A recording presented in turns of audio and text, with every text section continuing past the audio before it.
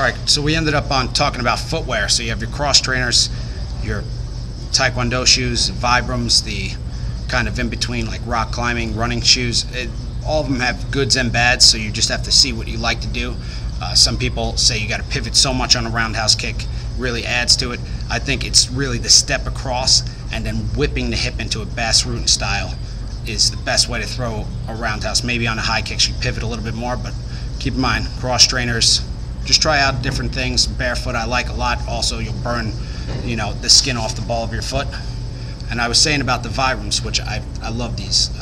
I use 3 or 4 different pairs. I rip through them all the time, but I have flat feet, and from pushing off the ball of foot, developed a little tendonitis. And these don't provide a lot of support if you're running, so you can easily bruise your heel. So you got to avoid that.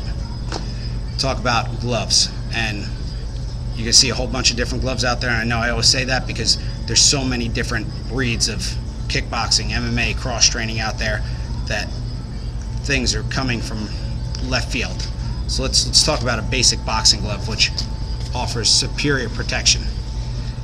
I question how much it develops you to throw the punch on the correct part of your hand and develop, I probably will have arthritis and look like a crab, but striking, Marcalara pad or striking the barehanded has just given me a little toughness in my hand, my wrist. Everything's a little bit stronger. We'll see what happens in 20 years. Probably don't advise it. But boxing gloves, you can throw power shots all day, not worry about bruising or breaking your hand. So absolutely have a set of boxing gloves. These are 12 ounces, any ounce you want. Velcro, obviously, to get on and off. You probably want to use hand wraps, not enough wrist support there. For just some casual hitting, you got I guess this is just a bag glove you would probably pick up anywhere, maybe 4 ounces. This one doesn't have the closed thumb. I hate the closed thumb. You're probably going to want to just cut that whole thing off so that you can reach through. And you want to be able to kind of grab and make a real knuckle here. You don't want this thumb to be like a big mitten. Some of them even have the little sweat guards there. Just rip that whole thing off. You don't need it.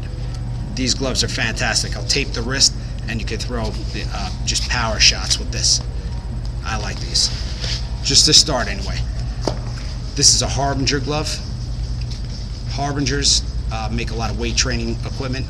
They make a machine washable glove, which is fantastic if you don't want to spend a ton of money.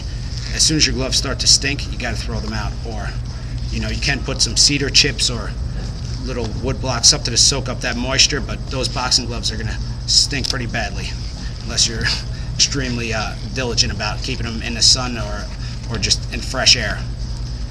These have built-in wrist support. I still like to tape the wrist regardless, or wrap up the hand. It doesn't look like a whole lot of protection, but sometimes you'll be surprised.